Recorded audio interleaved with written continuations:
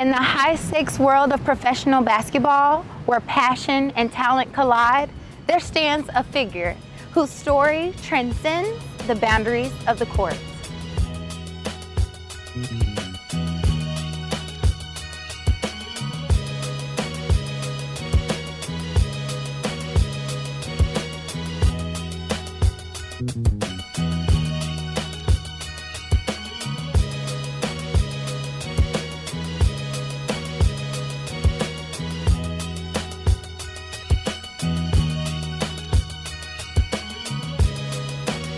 I'm Jasmine Davis, and this is Business Unfiltered with Rooftop Talks.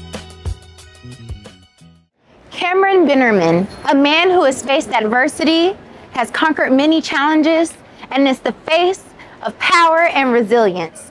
Not only is that, he's an inspiration to millions. I like making mood boards. Mood board? Yeah, I like putting vibes up. Mm-hmm. People walking in and they seeing it and like, yeah, that's dope. Like, you know, kind of like how Hamilton was when he came in with the music. Like, yeah, it's a vibe. I like that. You're a creative director. Right. That's literally your thing. Right, but. Hi, Cameron. Hello. How you doing? I'm good.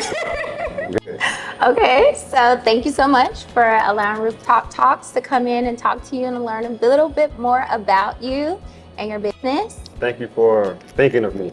Of course. You are Greensboro's like fave, are you not?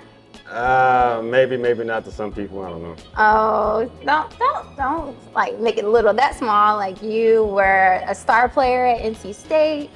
You have your cafe here in Greensboro, and you're doing great things with your brand Dream, and you want to make it even bigger as a university. Tell us a little bit more about that process. Of just like coming to this point with brand Dream and everything. Well, the entrepreneurial spirit has always kind of been in me from my father's side. Okay.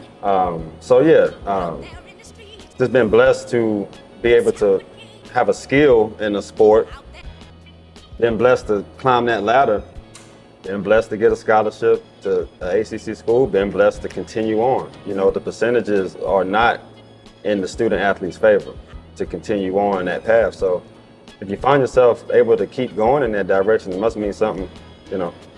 So yeah, it's, you know, as I grew in the professional kind of arena, you start to realize, you know, you travel, you meet more players, you realize that it's nothing but like this glue, this binding thing, this launching pad, this stepping stone. It's something bigger than just you playing basketball. You know, there's relationships tied up in it, opportunity, inspiration.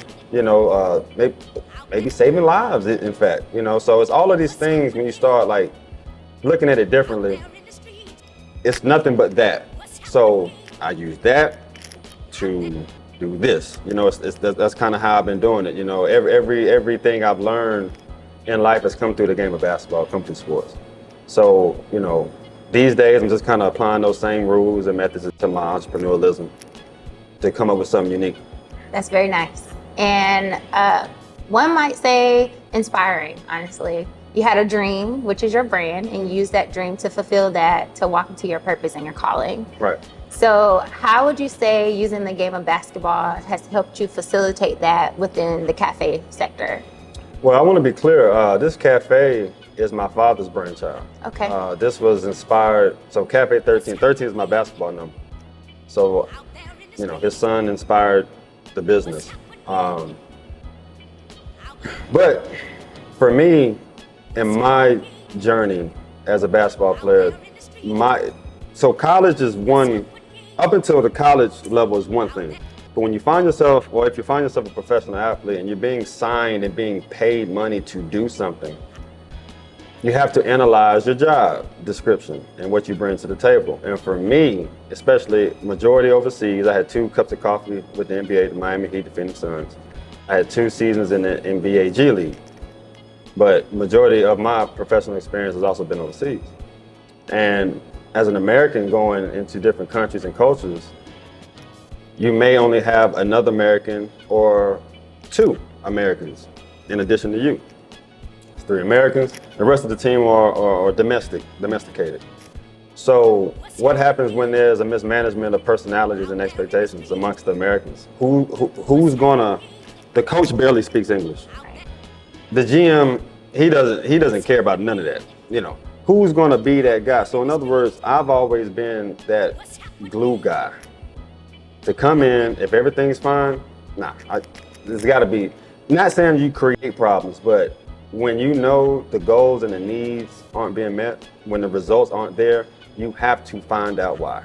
That makes sense. And it seems as though you have understood that there is a need in the community, particularly in the basketball realm, to cultivate scholarly athletes outside of just the realm of basketball. Right.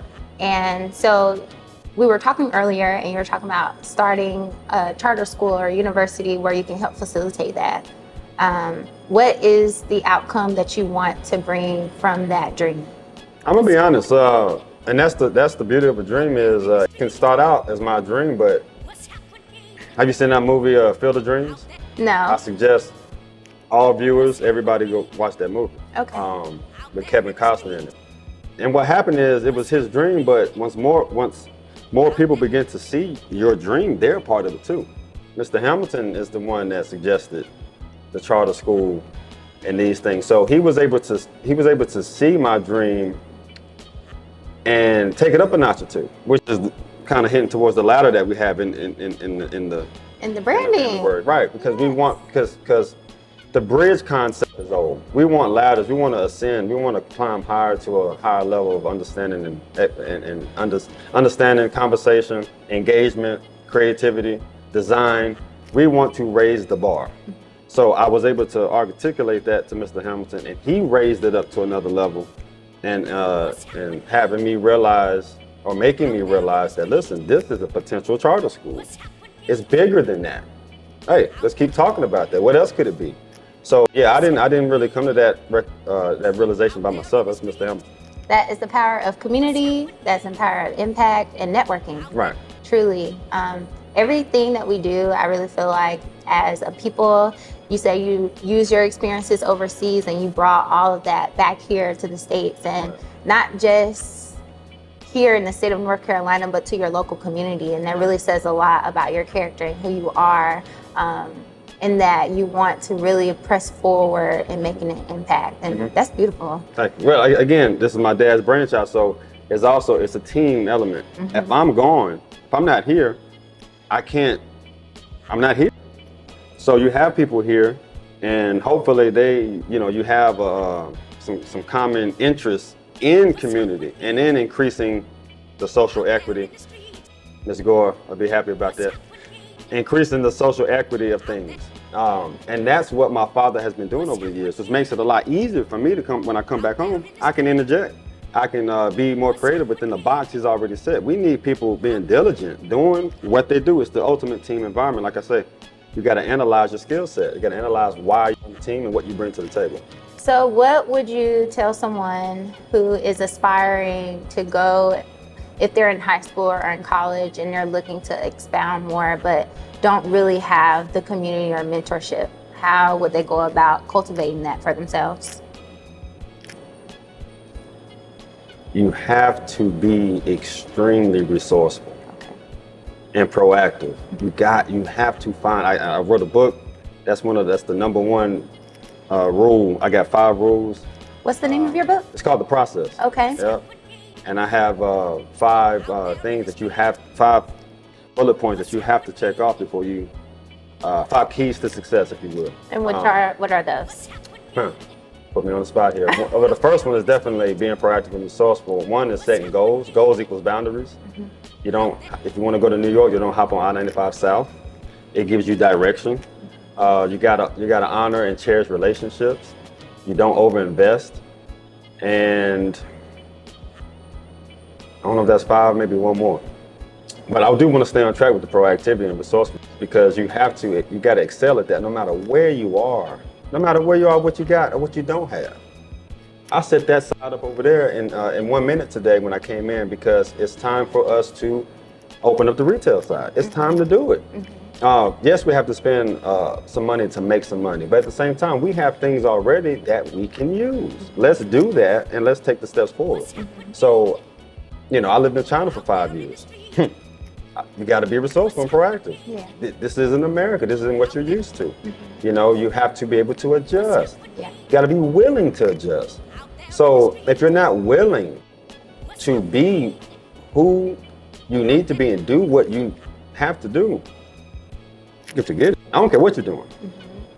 And you don't need any additional motivation. You should not need any additional motivation to do what you already want to do. That's true. I never forget, I had one coach, I was in the gym one afternoon and he wanted me to come over and talk. I was over there doing my own workout. It's in the morning, I'm by myself. He wants me to stop my workout and come talk to this 14, 15-year-old team. I said, okay. Cam, give him a word of encouragement. I said, guys, if you need me to motivate you, I said, you see where I'm at and what I'm doing right now. Is anybody around? If you need me to motivate you to do this, guess what? And the coach looked at me like I was crazy. But that was the most honest thing I could say. Because if that's the case, coach, they're wasting your time too. Because their heart isn't really in it. Exactly. And that's not so again, getting back to dream state and all this kind of stuff, that's why there's nothing wrong with that. Only 2% of you, the percentages are insane. And if you can make it to the NCAA, only 2% goes professional. So there's nothing wrong with focusing on the 88% that do graduate, student athletes that do graduate. Let's talk about that and have some creative ingenuity about what it is that they want to do and aspire to do outside of the game. Because not everybody's going to be the next LeBron, and that's okay. Right. Just meeting people where they are, essentially, and just honing in on who they are, understanding who they are, and how you can propel their strengths and their areas of growth. Absolutely. So you mentioned your retail space, Dream. Where do you see the future of Dream? Well, the retail space is the Pines.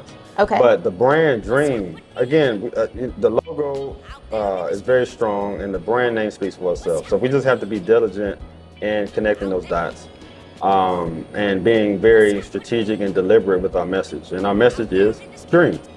And the last part is stay true to your process. There's a process. You just don't stay in a dream state. You have to understand that there's a series of steps that you need to take to achieve. So we want to encourage that. And if someone was interested in purchasing from your brand, how could they do that? Well, the website is dreamstate.university. So we're going to have product on there, but also just being in the shop, this is going to be the hub of everything. We're going to have things in here that won't be available online. And we're doing that on purpose because this stuff is very special. We're having big conversations. We realize our potential. We want to keep the demand proper and just deliver on the quality. So yeah, we got a vision. You can find it here in the shop, but dreamstate.university is the website. And lastly, what would be something that you would love people to know about you that most people don't know? Well, I don't really, in all honesty, I don't really care to, I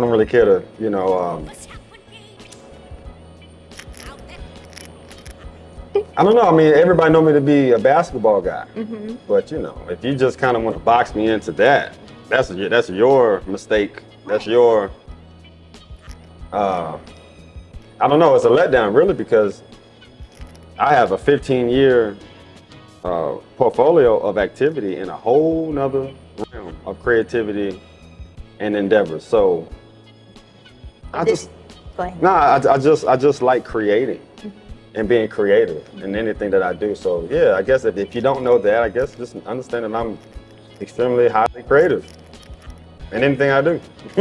Well, we love that. Thank you. I appreciate you so much for talking to us today. Thank you for having me. And having an opportunity to get to know you outside of the box that people put you in, because this is the opportunity, this is the platform, this is the place where you can really expound on who you are outside of what other people put on you, the labels that they put on you.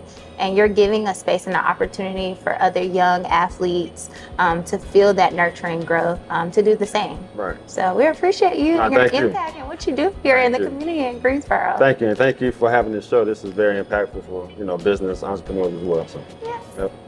Well, this is Rooftop Talks, Business Unfiltered. My name is Jasmine Davis, and we thank you so much. And make sure that you follow us on all of our platforms and stay tuned for our next upcoming interview.